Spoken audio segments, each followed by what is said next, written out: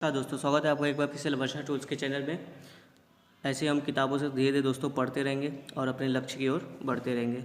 देखते हैं आज हमारे PT7 में कौन से 7 क्वेश्चन है। पहला MCQ है, ग्लोबल कार्बन प्रोजेक्ट के संदर्भ में निम्न कथनों पर विचार करें। स्टेटमेंट 1, इसे UNEP द्वारा जारी किया जाता है। सेकेंड स्टेटमेंट है आपका, यह विभिन्न देशों से ज्ञान के आधार पर वह आपसी सहमति से धीरे धीरे ग्रीन हाउस गैसों को पहले कम करना और फिर बाद में इसे समाप्त करने की ओर कार्य करता है। ठीक है दोस्तों, ये दो स्टेटमेंट है आपका। सही विकल्प का चयन करें। ऑप्शन ए है केवल एक, बी है केवल दो, सी है एक और दो दोनों, डी है कोई नहीं। तो वीडियो को पॉज करिए, अपना आंसर सोचिए। इसका जो सही आंसर होगा दोस्तों वो होगा आपका ऑप्शन बी। ठीक है दोस्तों, केवल दो सही है, पहला गलत है। क्यों गलत है? क्योंकि इसे UNEP द्वारा जारी नहीं किया जाता है, इसे फ्यूचर अर्थ द्वारा जारी किया जाता है। ठीक है, ग्लोबल कार्बन प्रोजेक्ट आपका 2001 से जारी किया जा रहा है और इसे जो है कि फ्यूचर अर्थ जारी करता है। और एक बात दोस्तों, फ्यूचर अर्थ जो है कि आपका कार्बन प्रोजेक्ट, मीथेन प्रोजेक्ट और नाइट्रस ऑक्साइड प्रोजेक्ट भी जारी करता है। ठीक है, कल को अगर एग्जाम में आता है कि ये प्रोजेक्ट कौन जारी करता है तो आपको पता होना चाहिए कि कार्बन प्रोजेक्ट और मीथेन प्रोजेक्ट और नाइट्रस ऑक्साइड प्रोजेक्ट जो कि फ्यूचर अर्थ जारी करता है। सेकेंड स्टेटमेंट है आपका, होप स्पॉट के संबंध में निम्न कथनों पर विचार करें। पहला स्टेटमेंट, यह वह समुद्री क्षेत्र जहां पर वाइल्ड लाइफ का जनजीवन व आवास खतरे में है।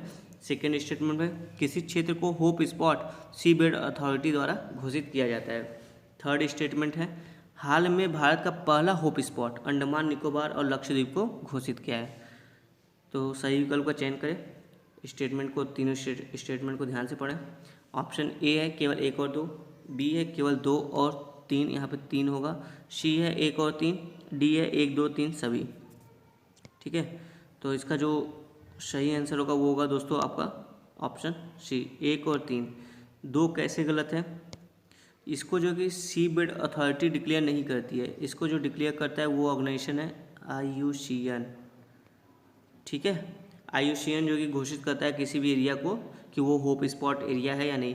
और होप स्पॉट एरिया वह समुद्री क्षेत्र है। ठीक है, याद रखना, ये लैंड क्षेत्र नहीं, समुद्री क्षेत्र है जहाँ पर वाइल्ड लाइफ का जो जनजीवन आवास वो खतरे में होता है।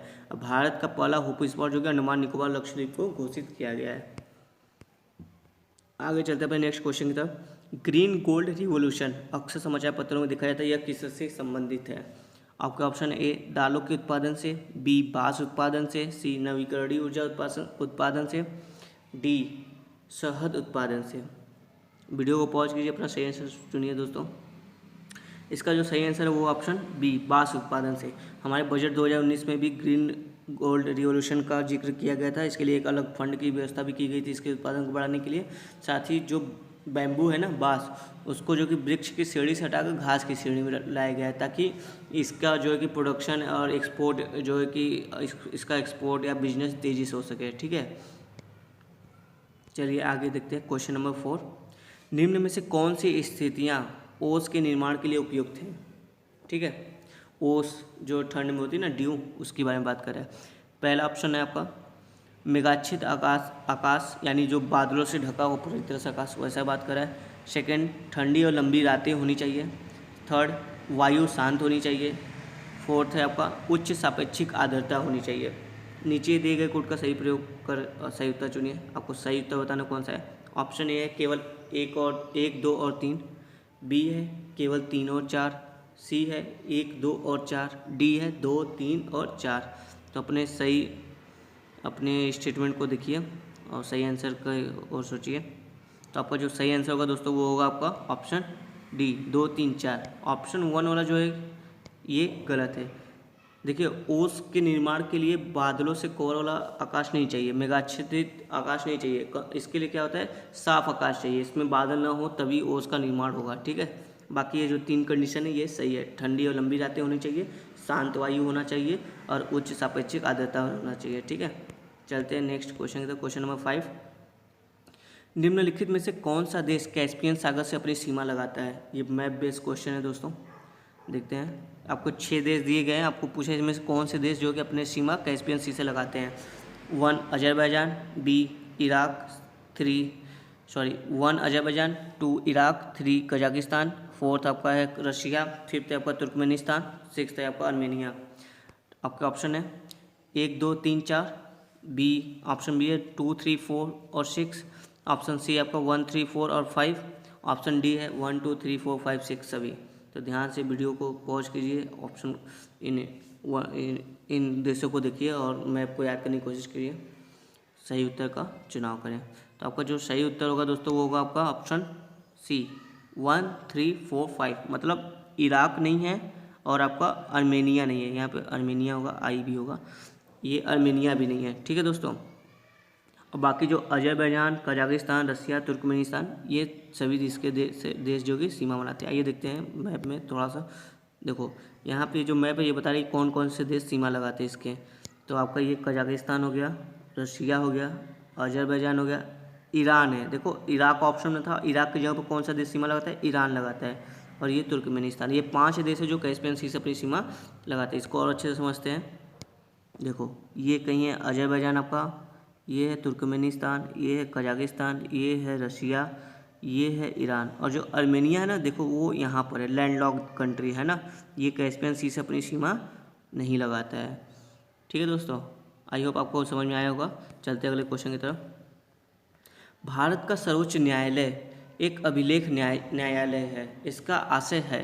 ठीक है, आपको बताना है कि अभिलेख न्यायालय से क्या तात्पर्य है। इसे अपने सभी निर्णयों का अभिलेख रखना होता है, इसके सभी निर्णयों का साक्ष्यात्मक मूल्य होता है और इस पर किसी भी न्यायालय से प्रश्न चिन्ह नहीं लगाया जा सकता है।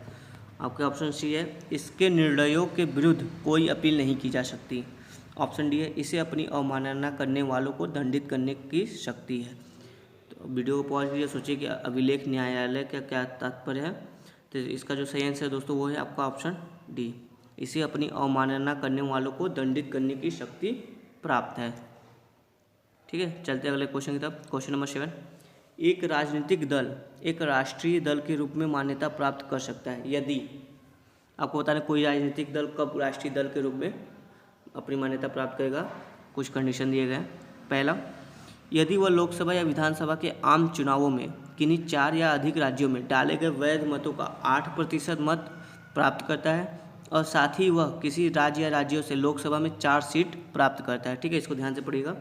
सेकेंड स्टेटमेंट कहता है यदि वह आम चुनावों में लोकसभा में 2% सीट जीतता है तथा यह सदस्य 3 राज्यों से चुने जाए हैं। अगर 2% सीट जीत रहा है तो कम से कम 3 राज्यों से ये सदस्य चुने जाने चाहिए। ठीक है, दूसरा भी ध्यान से पढ़िए। तीसरा आपको देखते हैं, यदि उस दल को 4 राज्यों में राज्य स्तरीय दल के रूप में मान्यता प्राप्त है। यदि कोई दल है जिसको 4 राज्यों में राज्य स्तरीय दल के रूप में मान्यता प्राप्त है तो उसको भी राष्ट्रीय दल घोषित किया जा सकता है, ऐसा ये तीसरा स्टेटमेंट कह रहा है। ठीक है, तो नीचे दिए गए कोट होगा, यहाँ पे कोट गलत हो गया है, कोट नीचे दिए गए कोट का प्रयोग कर सही उत्तर चुनिए। आपके ऑप्शन है केवल 1 और 2, बी है केवल 2 और 3, ऑप्शन सी है केवल 3, ऑप्शन डी है 1 2 और 3। तो स्टेटमेंट को ध्यान से पढ़िए और इसका सही उत्तर दीजिए दोस्तों। जो इसका सही उत्तर होगा दोस्तों वो होगा आपका ऑप्शन 2 और 3, मतलब बी सही है। पहला स्टेटमेंट गलत है। क्यों गलत है आइए देखते हैं।